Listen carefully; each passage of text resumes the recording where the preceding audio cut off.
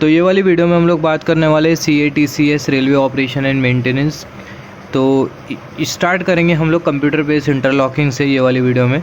तो ये जो वीडियो है जैसे कि CATCS railway operation and maintenance part 1, part 2, part 3 and so on. तो हमारी ऐसी ट्रेन जो कि CATCS सिस्टम पर बेस्ड हो उसके लिए है ये स्पेसिफिकली वीडियोस। जैसे फॉर एग्जांपल मेट्रो रेल हो गई, फिर उसके बाद हाई स्पीड रेल हो गई, बुलेट ट्रेन हो गई। तो ये सारी जो ट्रेन होती है basically continuous automatic train control system पर ऑपरेट कर रही होती है। तो उसी की ही थ्योरी होती है ये सारी चीज़ें, राइट। तो अभी हम लोग स्टार्ट करेंगे कंप्यूटर बेस्ड इंटरलॉकिंग से। CBI कंप्यूटर बेस्ड इंटरलॉकिंग का शॉर्ट फॉर्म होता है CBI। तो जो कंप्यूटर बेस्ड इंटरलॉकिंग है ये इंपॉर्टेंट पार्ट होता है किसका, सिग्नलिंग सिस्टम का। तो सिग्नलिंग सिस्टम का जो इंपॉर्टेंट जो पार्ट होता है वो क्या होता है, कंप्यूटर बेस्ड इंटरलॉकिंग, राइट। अभी यहाँ पर ये जो कंप्यूटर बेस्ड इंटरलॉकिंग है इसके वजह से होता क्या है, जो कंप्यूटर बेस्ड इंटरलॉकिंग है बहुत सारे जो ट्रेन एक्सीडेंट इंसिडेंट जो है उसे प्रिवेंट कर देती है। जैसे फॉर एग्जांपल अगर हम लोग देखें कंप्यूटर बेस्ड इंटरलॉकिंग ये बेसिकली जो कन्फ्लिक्टिंग रूट है उसे क्या करती है, प्रिवेंट करती है, उसे अवॉइड करती है। मतलब ये कंप्यूटर बेस्ड इंटरलॉकिंग की वजह से रूट कन्फ्लिक्शन नहीं होगा। Point only move when safety is ensure properly. जो पॉइंट होगा वो तभी मूव होगा जब पूरी तरीके से सेफ्टी को एंश्योर किया जाएगा। Signal will set only in proceed aspect. जो सिग्नल होगा वो तभी सेट होगा जब हमारा सिग्नल का एस्पेक्ट प्रोसीड होगा। मतलब जब सिग्नलिंग एस्पेक्ट हमारा प्रोसीड एस्पेक्ट होगा तभी हमारा सिग्नल सेट होगा। तो कंप्यूटर बेस्ड इंटरलॉकिंग ये बेसिकली मेन फंक्शन होता है सिग्नलिंग सिस्टम का। और जो कंप्यूटर बेस्ड इंटरलॉकिंग है ये बेसिकली रूट कन्फ्लिक्शन से प्रिवेंट करता है। जो CBI है कंप्यूटर बेस्ड इंटरलॉकिंग के एडवांटेजेस क्या है, कंप्यूटर बेस्ड इंटरलॉकिंग की वजह से जो रूट में जो कन्फ्लिक्शन होता है वो नहीं होगा। जो पॉइंट है वो तभी सेट होगा जब हमारी सेफ्टी इंश्योर होगी।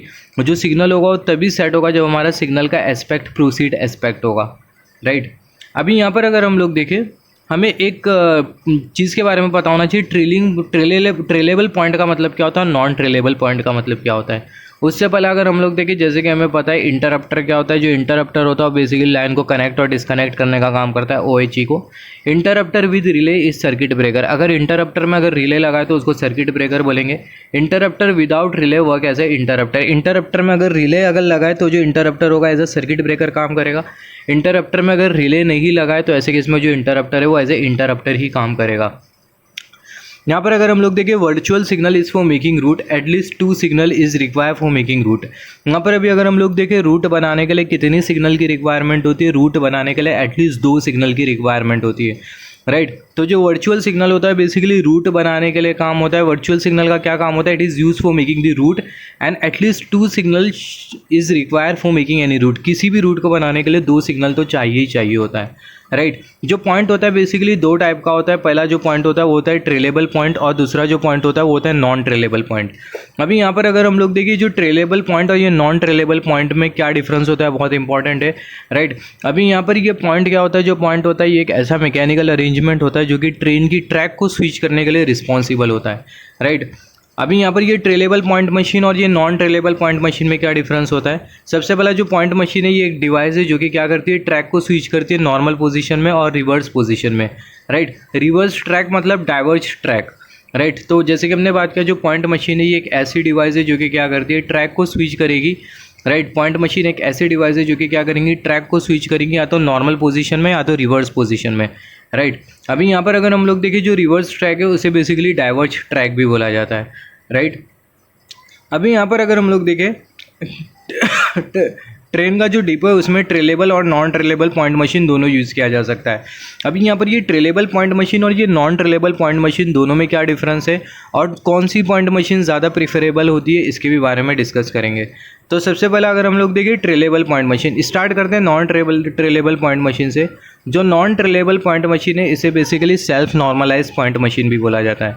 मतलब ये जो नॉन ट्रेलेबल जो पॉइंट मशीन है ये मतलब अपना इसका जो ओरिजिनल मतलब जो पोजीशन है उसको रिकवर कर सकती है।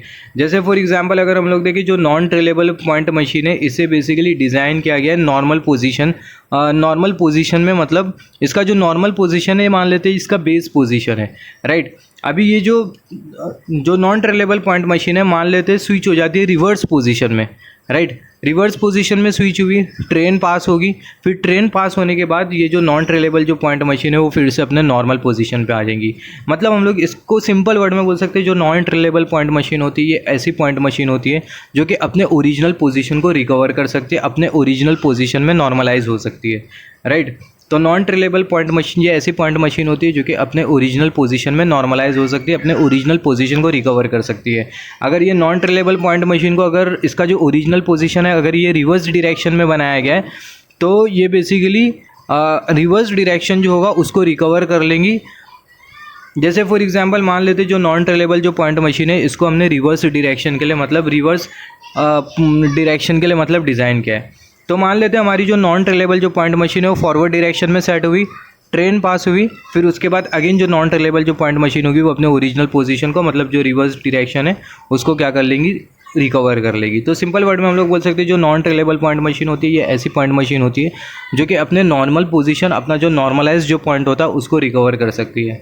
अभी जो नॉन ट्रेलेबल पॉइंट मशीन है इसका जो होल्डिंग फोर्स होता है वो ज़्यादा होता है। अब जो नॉन ट्रेलेबल जो पॉइंट मशीन है इसको मेन लाइन में भी यूज़ किया जाता है और डिपो में भी यूज़ किया जाता है। Now the another point machine which we have is the trailable point machine. Trailable point machine has less holding force. What does it mean, less holding force? Less holding force, like it cannot like hold the weight of the train for the long time, we can say. So trailable point machine को हम लोग depot में भी use कर सकते हैं और main line में भी यूज़ कर सकते हैं, राइट। मेन लाइन में ट्रेलेबल पॉइंट मशीन को नहीं यूज़ किया जाता है, राइट। तो ये मेन लाइन हट जाएगा यहाँ से, ट्रेलेबल पॉइंट मशीन को डिपो में यूज़ किया जा सकता है but it can not be use on main line. जो नॉन ट्रेलेबल जो पॉइंट मशीन है इसको मेन लाइन में भी यूज़ कर सकते हैं, डिपो में भी यूज़ कर सकते हैं, और जो ट्रेलेबल जो पॉइंट मशीन है इसको डिपो में यूज़ कर सकते हैं बट मेन लाइन में यूज़ नहीं कर सकते, राइट। तो जो नॉन ट्रेलेबल जो पॉइंट मशीन है इसका होल्डिंग फोर्स ज़्यादा होता है। नॉन ट्रेलेबल पॉइंट मशीन ये ऐसी मशीन होती है जो कि अपने नॉर्मलाइज पॉइंट को क्या कर सकती है, रिकवर कर सकती है, अपनी नॉर्मलाइज पोजीशन को रिकवर कर सकती है। इसको मेन लाइन पे यूज़ किया जाता है, इसको डिपो में भी यूज़ कर सकते हैं। यहाँ पर अगर हम लोग देखें length of track circuit should be greater than 20 metre at least, right. So here this statement is saying the length of the track circuit should be greater than 20 metre. जो 20 मीटर है उससे ज़्यादा होना चाहिए ट्रैक सर्किट की length, right. Track circuit की जो length होती है वो बेसिकली 20 मीटर के ऊपर होती है। तो यहाँ से क्वेश्चन आता है ट्रैक सर्किट की लेंथ कितनी होती है, 20 मीटर के ऊपर होती है। तो जैसे कि हमने बात किया यहाँ पर ये जो इलेक्ट्रिकल की ट्रांसमीटर है इसके थ्रू जो पॉइंट है उसे मैनुअली ऑपरेट किया जा सकता है, राइट। जैसे कि हमने बात किया था जो पॉइंट होता है वो क्या होता है, जो पॉइंट होता है एक मैकेनिकल अरेंजमेंट होता है जो कि रिस्पॉन्सिबल होता है ट्रैक के डायरेक्शन को चेंज करने के लिए। दो तरीके की पॉइंट, और जो पॉइंट में बेसिकली यूज़ किया जाता है पॉइंट मशीन दो तरीके की होती है, ट्रेलेबल पॉइंट मशीन और non trailable point machine. Non trailable point machine is also known as self normalise point machine having more holding force and it can be use in main line as well as in depot as well. But trailable point machine has some limitations, like for example it has less holding force, and apart from that it cannot be used on main line, it can be only used in depot, right. Now electrical key transmitter is used to operate the point manually. If I want to operate the point manually then I can use the electrical key transmitter के through जो point है उसे manually operate किया जा सकता है। Now what is the falling mark? When track to track center when train to train center, or can say when track to track center is less than, in such cases we use falling mark। जो falling mark होता है वो basically तभी use किया जाता है जब centre to centre gap train का कम होता है। Centre to centre gap of train, या फिर बोल सकते हैं दो ट्रैक के बीच का जो सेंटर होता है अगर उसके बीच का गैप अगर कम होता है तो ऐसे केस में फॉलिंग मार्क का यूज़ किया जाता है। तो जो फॉलिंग मार्क है उसे तभी लगाया जाता है जब centre to centre gap train का कम होता है, राइट। तो सेंटर टू सेंटर गैप जब ट्रेन का कम होता है तो ऐसे केस में फॉलिंग मार्क को लगाया जाता है। और ये जो फॉलिंग मार्क है ये बेसिकली ट्रेन के साइड कलीजन को प्रिवेंट करता है, राइट। तो फॉलिंग मार्क को कब लगाया जाता है, जब train to train centre gap अगर कम होता है तो ऐसे केस में भी यूज़ दी फॉलिंग मार्क।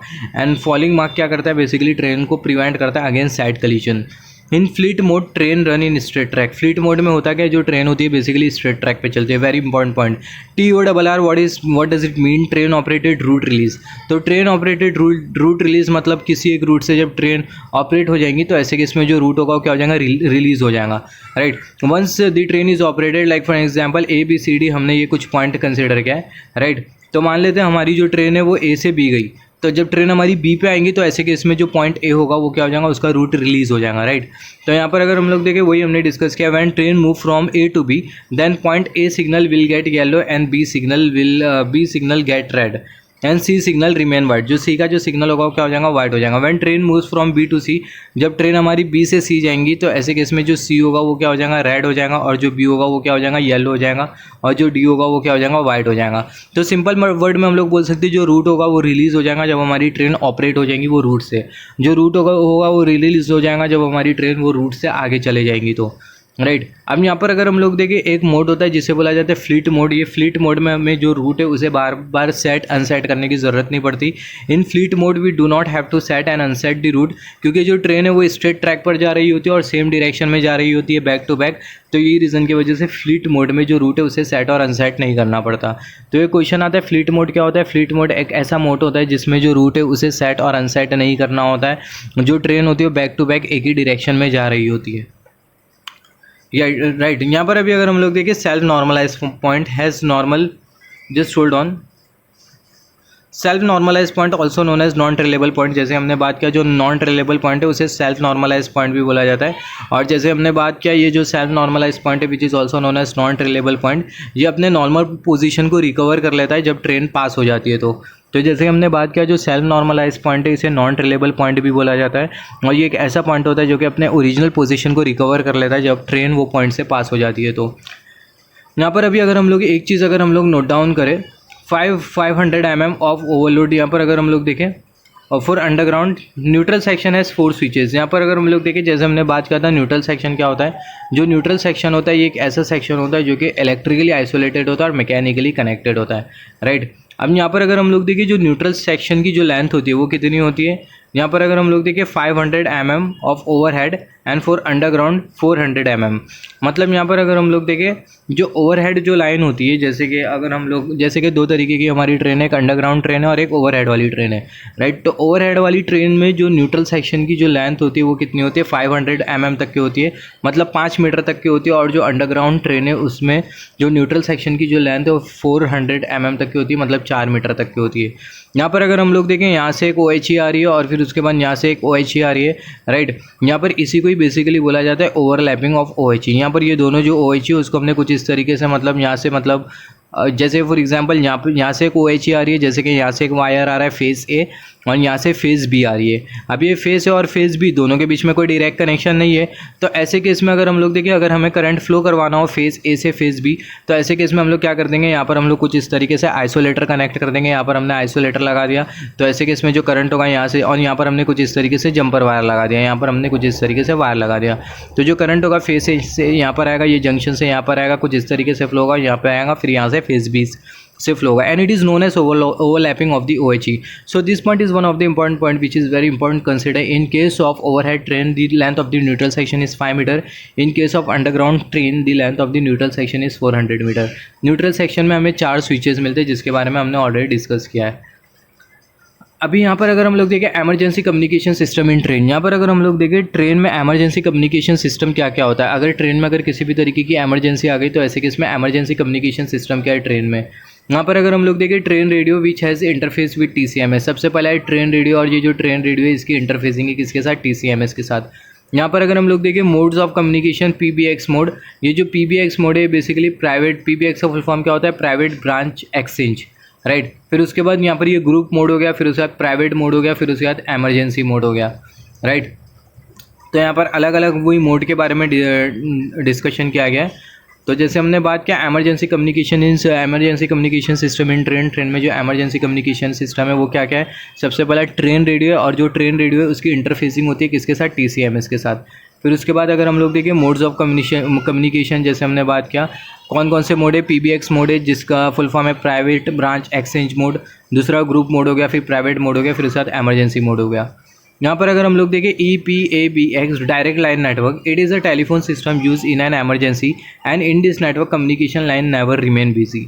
तो यहाँ पर अगर हम लोग देखें ये बेसिकली कौन सा नेटवर्क है, EPABX डायरेक्ट लाइन नेटवर्क। ये एक तरीके का मतलब EPBX नेटवर्क हम लोग बोल सकते हैं, PBX नेटवर्क बोला जा सकता है इसको, शॉर्ट फॉर्म में EPBX network. EPBX direct line network ये ऐसा टेलीफोन सिस्टम होता है जिसको हम लोग एमरजेंसी में यूज़ कर सकते हैं, और ये नेटवर्क में जो कम्युनिकेशन होगा वो कभी भी बिजी नहीं बताता।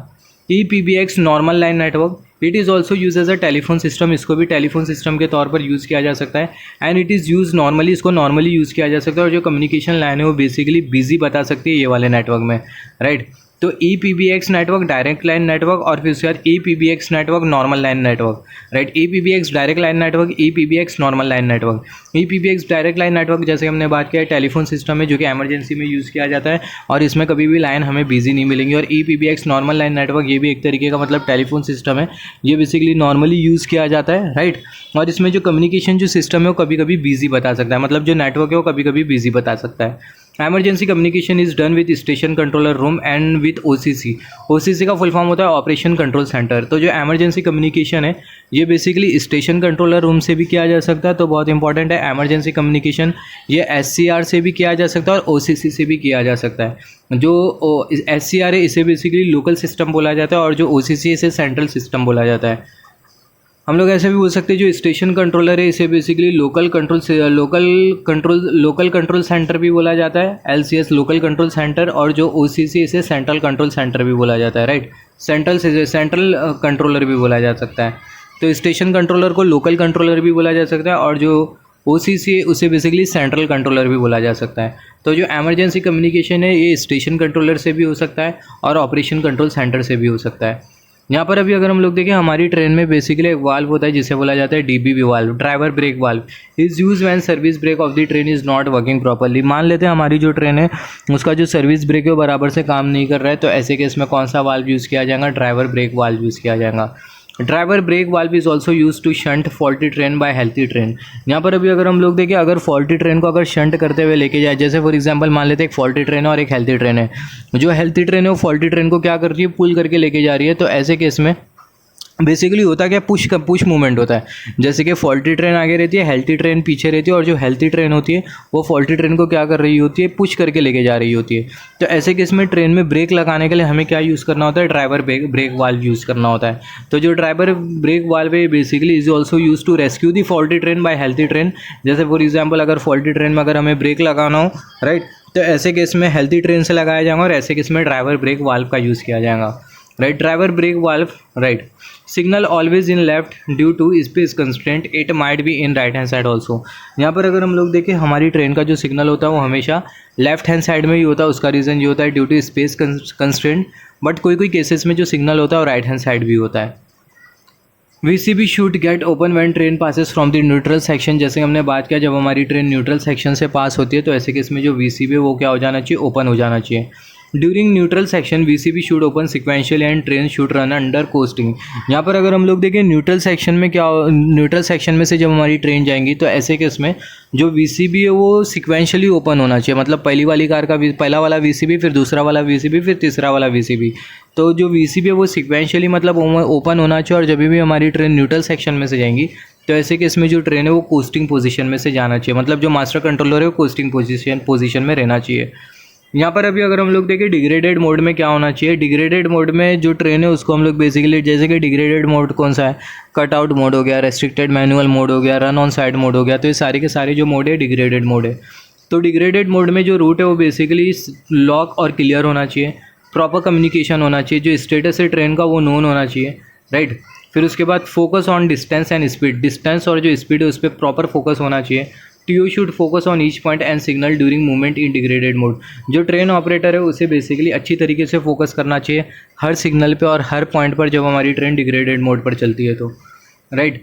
If track circuit in depot, if track circuit is dropped, then imagine there is a train on the track. Drops track circuit means track circuit is not working properly. यहाँ पर अभी अगर हम लोग देखें अगर हमारी ट्रैक सर्किट अगर ड्रॉप होती है, जैसे कि हमने बात किया था अगर हमारा सिग्नल अगर फॉल्टी होता है, राइट, तो ऐसे केस में जो सिग्नल है उसे हमेशा रेड सिग्नल ट्रीट किया जाता है, राइट। एक सिग्नल अगर हमारा फॉल्टी है तो ऐसे केस में जो सिग्नल है उसे रेड सिग्नल ट्रीट किया जाएगा और हमें स्पेशल इंस्ट्रक्शन लेना होगा ट्रेन को मूव करने के लिए, अथॉरिटी टू प्रोसीड हमें लेना होगा, राइट। और प्राइवेट नंबर एक्सचेंज करने के बाद जो ट्रेन होगी उसका मूवमेंट होगा। राइट। बट मान लेते हमारा जो 2 सिग्नल फॉल्टी है, राइट, 2 सिग्नल अगर जैसे कि मान लेते काम नहीं कर रहा है, तो ऐसे केस में हम लोग क्या करें, 2 सिग्नल अगर काम नहीं कर रहा है तो ऐसे केस में जो ऑथोरिटी टू प्रोसीड है वो बिल्कुल भी काम नहीं करने वाला है और ट्रेन का मूवमेंट बिल्कुल भी नहीं होगा। तो सिंपल वर्ड में अगर एक सिग्नल अगर फॉल्टी बता रहा है तो ऐसे केस में ऑथोरिटी टू प्रोसीड मिल सकता है। एक सिग्नल अगर फॉल्टी बता रहा है तो उसको रेड सिग्नल ट्रीट करेंगे, डीसीसी से कम्युनिकेट करेंगे और हम ऑथोरिटी टू प्रोसीड लेके ट्रेन का मूवमेंट किया जा सकता है, राइट। बट अगर 2 सिग्नल अगर फॉल्टी बता रहा है तो उसको रेड सिग्नल टू ट्रीट करेंगे और ऐसे केस में ऑथोरिटी टू प्रोसीड भी काम नहीं आएगा और जो ट्रेन का जो मूवमेंट है वो बिल्कुल भी नहीं होगा, राइट। वैसे ही यहाँ पर अगर हम लोग देखें, अगर ट्रैक सर्किट अगर ड्रॉप होती है तो हमें ऐसा इमेजिन करना है कि वो ट्रैक सर्किट पर कोई ना कोई ट्रेन खड़ी है। ड्रॉप ट्रैक सर्किट मतलब जो ट्रैक सर्किट है वो बराबर से काम नहीं कर रही। यहाँ पर अगर हम लोग देखें, अगर ट्रेन को अगर डिग्रेडेड मोड में चलाया जा रहा है तो ऐसे केस में कौन कौन सी चीज़ें हमें कंसिडर करना होता है, जो ट्रेन ऑपरेटर है उसे कौन कौन सी चीज़ें कंसिडर करना होता है। जैसे हमने बात किया जो डिग्रेडेड मोड होता है कौन सा मोड होता है, जैसे कि रेस्ट्रिक्टेड मैनुअल मोड हो गया, फिर उसके बाद अगर हम लोग देखें कटआउट मोड हो गया, फिर उसके बाद रन ऑन साइड मोड हो गया। तो ये सारे के सारे जो मोड है इसे बेसिकली डिग्रेडेड मोड बोला जाता है।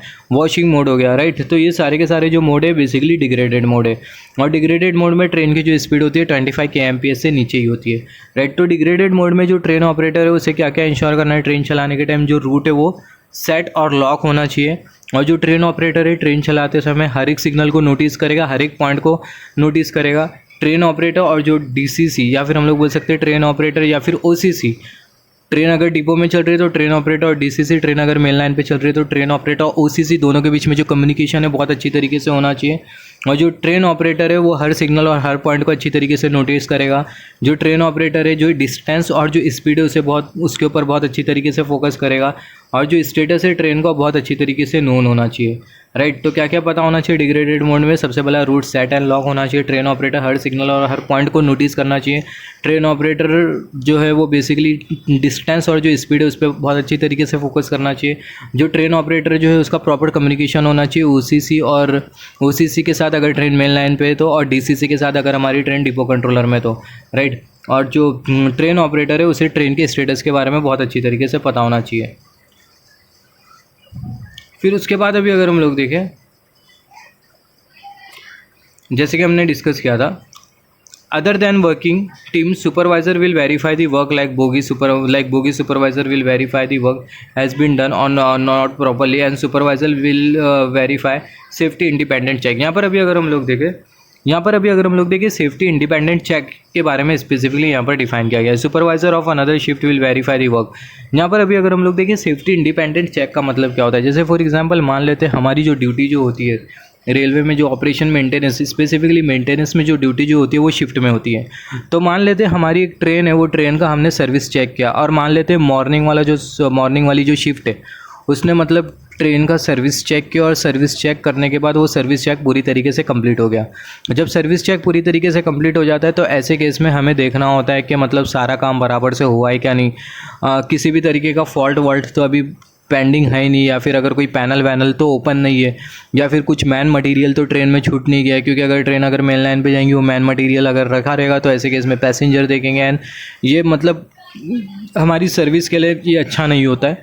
तो यही रीज़न की वजह से होता क्या है, एक बेसिकली सेफ्टी इंडिपेंडेंट चेक निकाला गया। तो जैसे कि हमने बात किया मॉर्निंग वाली जो शिफ्ट है बेसिकली सर्विस चेक परफॉर्म करी ट्रेन की, तो ऐसे केस में जो दूसरे शिफ्ट होगी, जैसे मान लेते हैं यूनिंग वाली शिफ्ट, तो जो यूनिंग वाली शिफ्ट में जो सुपरवाइज़र जो आएगा, जो जूनियर इंजीनियर जो रहेगा वो वेरीफाई करेगा, वो इंश्योर करेगा कि मतलब काम बराबर से हुआ या नहीं। जो मॉर्निंग वाला सुपरवाइज़र है वो इंश्योर नहीं करेगा, राइट। जो यूनिंग वाला जो सुपरवाइज़र है वो इंश्योर करेगा कि काम बराबर से हुआ या नहीं, कोई चीज़ तो मिसिंग नहीं है, कोई पैनल वैनल तो खुला नहीं है, सारे सब सिस्टम ट्रेन के बराबर तो काम कर रहे हैं, कोई मैन मटेरियल तो छूट तो नहीं गया है। तो ये सारी चीज़ों को क्या करेगा, इंश्योर करेगा दूसरे वाली शिफ्ट का सुपरवाइज़र। और ये सारी चीज़ अगर पाई गई तो ऐसे केस में जॉब कार्ड में लिख दिया जाता है safety independent check has been done and no abnormalities has been found. और फिर जो मतलब सुपरवाइज़र मतलब वो जो सेफ्टी इंडिपेंडेंट चेक किया वो अपना नाम, सिग्नेचर, डेट और टाइम लिख के जॉब कार्ड क्लोज कर देता है, राइट। तो यहाँ पर वही लिखा है departure of the train, which train is to be depart, which train is in stabling, right. Departure यहाँ पर अगर हम लोग देखें, यहाँ पर क्या दिया हुआ है, which train is to be depart, which train is in stabling, which train maintenance work is going on, which train is plan in return ID, which train is under monitoring purpose. यहाँ पर अभी अगर हम लोग देखें जो PPIU है ये बेसिकली इसका फुल फॉर्म होता है progressive planning and investigation office. जो PPIO होता है ये बेसिकली क्या करता है, सारी मतलब चीज़ों को प्लान करता है जो कि डिपो में हो रही होती है, ट्रेन के यार्ड में हो रही होती है। जैसे कि अगर हम लोग देखें कौन सी ट्रेन को कितने बजे डिपार्ट करना है, ये इन्फॉर्मेशन PPIO के पास होती है। कौन सी ट्रेन को स्टेबल करना है, ये इन्फॉर्मेशन भी PPIO के पास होती है। कौन सी ट्रेन का मेंटेनेंस करना है, कौन सी ट्रेन में मेंटेनेंस काम हो रहा है, तो ये सारी मतलब इन्फॉर्मेशन PPIO के पास होती है। कौन सी ट्रेन रिटर्न ID में प्लान है, राइट, तो ये भी इन्फॉर्मेशन PPIO के पास होती है। रिटर्न ID जैसे फॉर एग्जांपल मान लेते हैं मॉर्निंग सुबह 6 बजे एक ट्रेन गई मेन लाइन पर, फिर उसके बाद वो जो ट्रेन होगी वो 11 बजे आ जाएंगी, 11 बजे आ जाएंगी डिपो में या फिर बोल सकते हैं यार्ड में। फिर उसका मेंटेनेंस का जो काम है वो होगा। फिर उसके बाद अगेन वो जो ट्रेन है वो 3-4 बजे निकल जाएंगी, राइट, 3-4 बजे शाम के निकल गई तो उसके बाद होगा क्या, वो जो ट्रेन होगी फिर मेन लाइन पर जाएंगी। तो इसी बोला जाता है रिटर्न ID। तो जैसे हमने बात किया PPIO के पास सही सारी इन्फॉर्मेशन होती है, कौन सी ट्रेन डिपार्ट करनी है, कौन सी ट्रेन की स्टेबलिंग होने वाली है, कौन सी ट्रेन का लोकेशन किधर है, कौन सी ट्रेन में मेंटेनेंस काम करना है, कौन सी ट्रेन का मेंटेनेंस हो गया है, कौन सी ट्रेन रिटर्न ID में गई है और कौन सी ट्रेन मतलब मॉनिटरिंग पर्पस में। तो ये सारी चीज़ अगर हम लोग देखें PPIO करता है। By considering all this, inspection in-charge making the fitness in coordination with PPIO. Coordination with PPIO is important because PPIO has an information about all the train, right, that is in which train there is a failure, which train is under maintenance, right. Once the fitness of the train is done, then the fitness report include all the information about train fitness, include ATP fitness, telecom fitness. All this fitness is given by the signaling and telecommunication department. After this fitness, only train is depart to the mainline. Fitness ID also shows the timing of the train which is to be depart, right. तो यहाँ पर अभी अगर हम लोग देखें यहाँ पर क्या लिखा है, ये हमें क्या बोलना चाह रहे हैं, यहाँ से हमने ये डिस्कस किया। एक सिंपल से एग्जांपल से हम लोग सारी चीज़ों को समझते हैं। जैसे हमने बात किया PPIO का फुल फॉर्म होता है progressive planning and investigation office. PPIO का काम क्या होता है, जो PPIO होता है ये देख रहा होता है। PPIO बेसिकली ट्रेन के हर एक एक्टिविटीज़ के लिए रिस्पॉन्सिबल होता है। जैसे कि कौन सी ट्रेन को मतलब कहाँ पर स्टेबल करना है, कौन सी ट्रेन, जैसे कि हमने थोड़े टाइम पहले बात किया, कौन सी ट्रेन कहाँ पर स्टेबल की गई है, कौन सी ट्रेन रिटर्न ID में प्लान है, कौन सी ट्रेन का मेंटेनेंस करना है, कौन सी ट्रेन में मेंटेनेंस हो रहा है, कौन सी ट्रेन का डिपार्चर है, कौन सी ट्रेन का डिपार्चर है और कौन सी ट्रेन का स्टेबलिंग है। तो ये सारी इन्फॉर्मेशन क्या होती है PPIO के पास होती है। मान लेते हैं एक जो ट्रेन है उसे क्या करना है, एक ट्रेन का डिपार्चर करना है, राइट। वो जो ट्रेन है उसे कहाँ पर भेजना है, ट्रेन को बेसिकली मेन लाइन पर भेजना है, राइट। ट्रेन हमारी RID में आई थी, रिटर्न ID में ट्रेन का मेंटेनेंस हो गया। फिर उसके बाद जो ट्रेन है उसको कहाँ पर भेजना है, मेन लाइन पर भेजना है। अभी यहाँ पर अगर हम लोग देखें मेन लाइन पर भेजने का काम यहाँ पर कौन करेगा, मेन लाइन पर भेजने का काम करेगा इंस्पेक्शन डिपार्टमेंट। जो इंस्पेक्शन डिपार्टमेंट होगा PPIO से कोऑर्डिनेट करेगा और जो PPIO होगा वो ये बताएगा इंस्पेक्शन डिपार्टमेंट को कि कौन सी ट्रेन अभी मेन लाइन पर जाने की है, राइट। तो मान लेते हैं हमारी ट्रेन सेट 6 हमारी जो है वो मेन लाइन पर जाने की है। तो ट्रेन सेट 6 मेन लाइन पर जानी है, रेवेन्यू सर्विस के लिए जाना है। तो ऐसे केस में जो इंस्पेक्शन का जो डिपार्टमेंट होगा वो क्या करेगा, ट्रेन का प्री डिपार्चर चेक करेगा, राइट। ट्रेन का प्री डिपार्चर चेक करेगा। प्री डिपार्चर चेक में वो जो इंस्पेक्शन डिपार्टमेंट होगा क्या क्या देखेगा कि ट्रेन में सेफ्टी इक्विपमेंट बराबर से अवेलेबल है या नहीं। ट्रेन का अनाउंसमेंट सिस्टम, सेफ्टी इक्विपमेंट जैसे कि फायर एक्सटिंग्विशर हो गया, पैसेंजर इमरजेंसी इंटरकॉम हो गया। फिर उसके बाद अगर पैसेंजर इमरजेंसी इंटरकॉम, फिर उसके बाद fire extinguisher, smoke detector, camera है। तो ये सारे सेफ्टी इक्विपमेंट है, सारे सेफ्टी इक्विपमेंट बराबर से काम कर रहे हैं या नहीं, सारे सेफ्टी इक्विपमेंट बराबर से अवेलेबल है या नहीं, राइट। फिर उसके बाद इमरजेंसी रैंप हो गया। ये सारी चीज़ों को क्या करेगा इंस्पेक्शन डिपार्टमेंट क्या करेगा, प्री डिपार्चर चेक के टाइम ये सारी चीज़ों को वेरीफाई करेगा। अनाउंसमेंट सिस्टम बराबर से काम कर रहा है या नहीं, डायनेमिक मैप रूट डिस्प्ले बराबर से काम कर रही है या नहीं। तो ये सारी चीज़ें जो इंस्पेक्शन डिपार्टमेंट होगा वो चेक करेगा।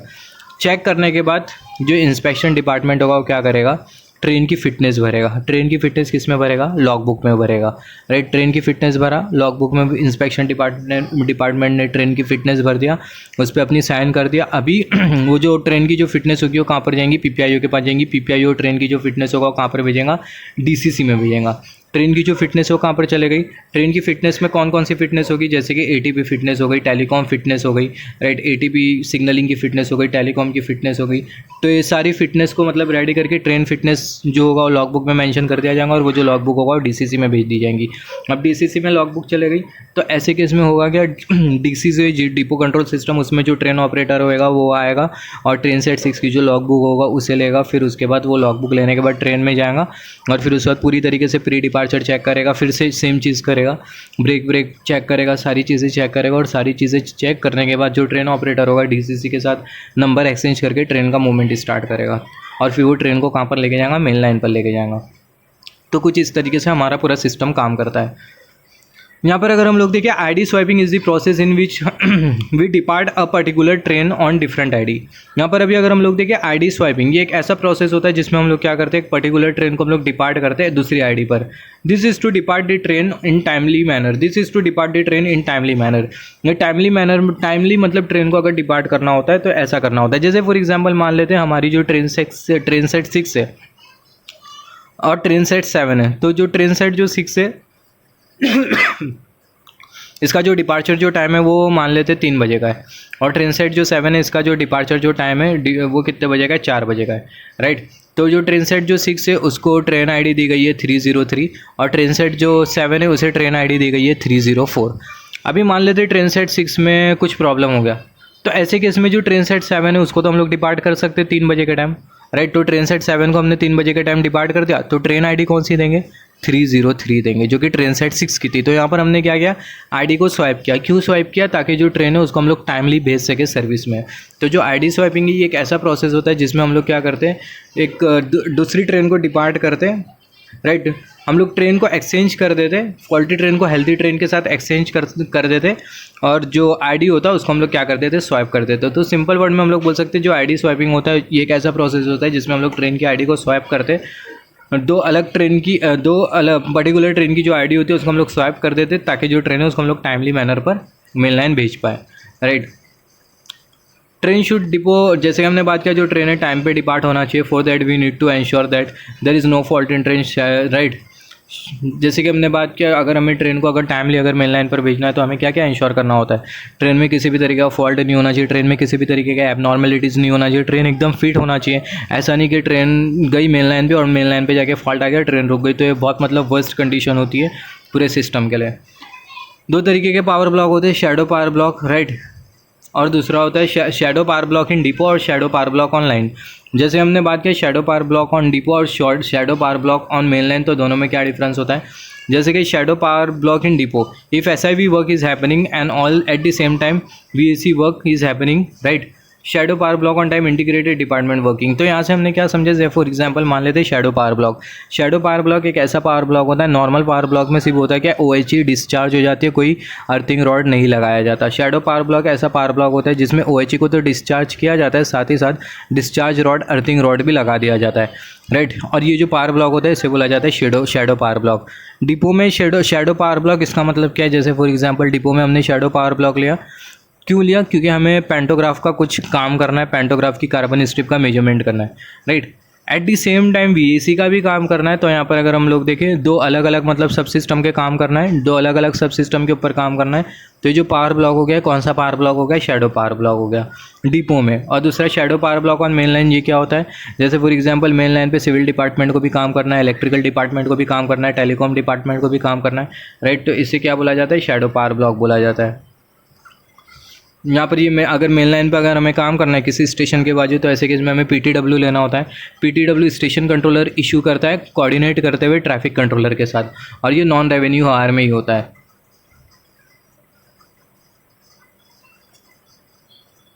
उसके बाद अगर हम लोग देखें procedure for coupling and uncoupling of 2 train, जैसे हमने बात किया procedure for uncoupling of 2 train. यहाँ पर अगर हम लोग देखें 2 ट्रेन को किस तरीके से अनकपल करते हैं उसके बारे में यहाँ पर डिस्कस किया गया है, राइट।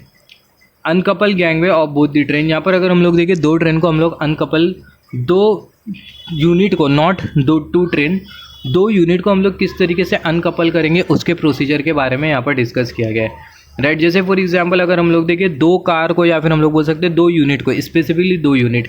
जैसे फॉर एग्जांपल अगर हम लोग देखें यहाँ पर हमने ट्रेन कंसिडर किया, कितना डब्बे की ट्रेन है, 4 डब्बे की, first car, second car, third car, और यहाँ पर ये 4th कार। यहाँ पर मान लेते हैं यहाँ पर ये 1 यूनिट बन गया और यहाँ पर ये 2 यूनिट बन गया, पहला वाला यूनिट और यहाँ पर ये दूसरा वाला यूनिट। अब ये दोनों यूनिट को हमें क्या करना है, अनकपल करना है। तो इसका प्रोसीजर क्या है ये हमें बताना है, राइट। अभी यहाँ पर अगर हम लोग देखें procedure for uncoupling of 2 unit of train, तो सबसे पहले हम लोग क्या करेंगे, 2 यूनिट को अगर हमें अनकपल करना है तो सबसे पहला जो गैंगवे होगा दोनों साइड का, उसे हमें क्या करना होगा, अनकपल करना होगा, और गैंगवे को हमें सिक्योर करना होगा। Uncouple gangway of both the unit and secure gangway. Uncouple the electrical coupling first, फिर उसके बाद पहला इलेक्ट्रिकल का अनकपलिंग को अनकपल करेंगे, because if mechanical uncoupling is done first then electrical coupling will get break, right. Gangway को हमने अनकपल किया अच्छी तरीके से, और जो गैंगवे उसको हमने प्रॉपरली सिक्योर कर लिया। फिर इसके बाद हमें किससे अनकपल करना है, इलेक्ट्रिकल कपलिंग को अनकपल करना है। मैकेनिकल कपलिंग को पहला अनकपल नहीं करना है। अगर हम लोग पहला मैकेनिकल कपलिंग को अगर अनकपल करेंगे तो ऐसे केस में जो इलेक्ट्रिकल कपलिंग होगी वो क्या हो जाएंगी, ब्रेक हो जाएंगी। तो ये बहुत इंपॉर्टेंट है, पहला हमें इलेक्ट्रिकल कपलिंग को क्या करना है, अनकपल करना है। फिर उसके बाद जो मैकेनिकल जो कपलिंग है उसे हमें क्या करना है, अनकपल करना है। बट जब ट्रेन टू ट्रेन कपलिंग होती है तो, या फिर हम लोग बोल सकते हैं ट्रेन टू आरआरएम कपलिंग होती है, तो ऐसे केस में पहला मैकेनिकल कपलिंग कनेक्ट होती है, फिर उसके बाद इलेक्ट्रिकल कपलिंग कनेक्ट होती है। और जब अनकपल होता है तो पहले इलेक्ट्रिकल अनकपल होता है, फिर मैकेनिकल अनकपल होता है। सेम चीज़ यहाँ पर भी है, अनकपल हमें करना है तो पहले इलेक्ट्रिकल कपलिंग अनकपल होना चाहिए, फिर उसके बाद मैकेनिकल कपलिंग अनकपल होना चाहिए। Right, for electrical uncoupling electrical uncoupling के लिए जो प्रेशर है बेसिकली 6 बार तक के रहना चाहिए, तो बहुत इंपॉर्टेंट है। इलेक्ट्रिकल अनकपलिंग के लिए जो प्रेशर है वो कितना होना चाहिए, 6 बार तक के रहना चाहिए। राइट, फिर उसके बाद अगर हम लोग देखें यूसीसीबी अनकपलिंग सर्किट ब्रेकर, जो अनकपलिंग सर्किट ब्रेकर है वो क्या होना चाहिए, ऑन होना चाहिए। राइट, इलेक्ट्रिकल अनकपलिंग के लिए प्रेशर 6 बार तक के होना चाहिए, और जो अनकपलिंग जो सर्किट ब्रेकर है वो क्या होना चाहिए, ऑन होना चाहिए। Uncoupling supply should be normal, जो अनकपलिंग सर्किट ब्रेकर है वो ऑन है, यूसीसीबी अनकपलिंग सर्किट ब्रेकर ये ऑन होना चाहिए, और जो अनकपलिंग सप्लाई है वो क्या होना चाहिए, नॉर्मल होना चाहिए। Uncoupling cock if it is not normal, uncoupling supply normal होना चाहिए, और अनकपलिंग कॉक अगर ये नॉर्मल नहीं है तो ऐसे केस में जो कॉक होगा उसे हमें क्या करना होगा, नॉर्मल करना होगा। बेसिकली होता है कि नॉर्मल कंडीशन में जो अनकपलिंग जो कॉक होता है वो नॉर्मल नहीं होता, राइट, वो कट होता है। बट हमें अनकपलिंग करना हो तो ऐसे केस में जो अनकपलिंग कॉक है वो क्या होना चाहिए, नॉर्मल होना चाहिए। Then uncoupling will not, right, यहाँ पर अगर हम लोग देखें uncoupling cock if it is not normal, अगर ये नॉर्मल नहीं है, राइट, अनकपलिंग कॉक अगर ये नॉर्मल नहीं है तो ऐसे केस में जो कॉक है वो क्या होना चाहिए, नॉर्मल होना चाहिए। Right, then the uncoupling will not occur. Right, तो जैसे हमने बात किया जो अनकपलिंग कॉक है अगर ये नॉर्मल नहीं है तो जो कॉक है उसे हमें क्या करना होगा, नॉर्मल करना होगा। अगर नॉर्मल अगर नहीं करेंगे तो ऐसे केस में अनकपलिंग नहीं होगी। यूसीसीबी जो यूसीसीबी है अनकपलिंग सर्किट ब्रेकर, ये क्या होना चाहिए, ऑन होना चाहिए, मतलब अप होना चाहिए। अनकपलिंग कॉक क्या होना चाहिए, अनकपलिंग कॉक नॉर्मल होना चाहिए। यहाँ पर अगर हम लोग देखें CCS क्या है, coupling control switch. Coupling control switch में अगर हम लोग देखें हमें 2 पोजीशन मिलता है। पहला जो पोजीशन है वो क्या है, वो है कपलिंग पोजीशन, और दूसरा जो पोजीशन है वो है uncoupling position. Right, uncoupling position अगर हम लोग देखें ये अनकपलिंग के टाइम, ये मतलब ये जो कपलिंग कंट्रोल स्विच है CCS कपलिंग कंट्रोल स्विच, ये बेसिकली अनकपलिंग पोजीशन पे होना चाहिए, अनकपल के टाइम, अनकपलिंग के टाइम। राइट, तो यहाँ पर अगर हम लोग देखें जैसे हमने बात किया, जस्ट होल्ड ऑन, तो अब तक के हमने क्या डिस्कस किया, जैसे हमने बात किया जो इलेक्ट्रिकल कपलिंग का, सबसे पहला इलेक्ट्रिकल अनकपलिंग के लिए जो प्रेशर है वो कितना होना चाहिए, 6 बार तक के होना चाहिए। जो यूसीसीबी है अनकपलिंग सर्किट ब्रेकर, ये बेसिकली ऑन स्टेट में होना चाहिए। अनकपलिंग सर्किट ब्रेकर जब ऑन स्टेट में होगा तभी अनकपलिंग होगी। और दूसरा जो अनकपलिंग सप्लाई है, अनकपलिंग सप्लाई का जो कॉक है वो नॉर्मल होना चाहिए। अगर अनकपलिंग सप्लाई का कॉक अगर नॉर्मल नहीं होता है तो ऐसे केस में अनकपलिंग नहीं होगी। और दूसरा अगर हम लोग देखें जैसे हमने बात किया जो यूसीसीबी है वो ऑन स्टेट में होना चाहिए, uncoupling circuit breaker on state में होना चाहिए। जो अनकपलिंग जो कॉक है वो क्या होना चाहिए, ये मोस्ट इंपॉर्टेंट है अनकपलिंग के लिए। जैसे हमने बात किया यहाँ, जैसे कि हमने पहला बात किया पहला इलेक्ट्रिकल जो इलेक्ट्रिकल कपलिंग है पहला वो अनकपल होगी, फिर मैकेनिकल कपलिंग अनकपलिंग होगी। दूसरा इलेक्ट्रिकल अनकपलिंग के लिए जो प्रेशर है वो कितना होना चाहिए, 6 बार तक के होना चाहिए। फिर उसके बाद अगर हम लोग देखें सारे पॉइंट, अनकपलिंग सर्किट ब्रेकर ये ऑन स्टेट में होना चाहिए, अनकपलिंग सप्लाई ये नॉर्मल होना चाहिए। फिर उसके बाद कपलिंग कंट्रोल स्विच ये क्या होना चाहिए, ये बेसिकली अनकपलिंग पोजीशन में होना चाहिए। जो कपलिंग कंट्रोल स्विच है इसके 2 पोजीशन मिलते हैं, कपलिंग पोजीशन और दूसरा अनकपलिंग पोजीशन। तो जो कपलिंग कंट्रोल स्विच है ये बेसिकली अनकपलिंग पोजीशन पे होना चाहिए, अनकपलिंग के टाइम। यहाँ पर अगर हम लोग देखें during coupling first mechanical coupling will occur, coupling के टाइम पहला मैकेनिकल कपलिंग होगी, फिर उसके बाद इलेक्ट्रिकल कपलिंग होगी। For the electrical coupling there is no requirement of pressure, electrical coupling के लिए कोई प्रेशर की रिक्वायरमेंट नहीं होती। So train is connected with the OHE, तो जो ट्रेन होती है OHE के साथ कनेक्ट होती है। Due to which both compressor will work and pressure will build up, and once pressure will build up to 6 bar then electrical coupling will occur. Right, तो यहाँ पे अगर हम लोग देखें यहाँ से हमने क्या डिस्कस किया, यहाँ से हमने ये डिस्कस किया, यहाँ पर तो हमने अनकपलिंग के बारे में डिस्कस कर लिया। फिर उसके बाद अभी अगर हम लोग देखें जैसे हमने अगर हम लोग देखें यहाँ पर ये 2 यूनिट को हम लोग अनकपल कर रहे हैं, फर्स्ट यूनिट और ये सेकंड वाली यूनिट। तो ये जो पहली वाली जो यूनिट है इसमें क्या होना चाहिए, ब्रेक अप्लाई होना चाहिए, स्कॉच ब्लॉक क्या होना चाहिए, लगे रहना चाहिए। राइट, और यहाँ पर अगर हम लोग देखें जिस यूनिट को हमें क्या करना है, निकालना है, तो ऐसे कि उसका ब्रेक रिलीज़ होना चाहिए, ब्रेक रिलीज़ होना चाहिए। राइट, जब ब्रेक रिलीज़ होगा तो उसके बाद हम लोग क्या कर सकते हैं, RRM से हम लोग पुल टेस्ट करके देख सकते हैं।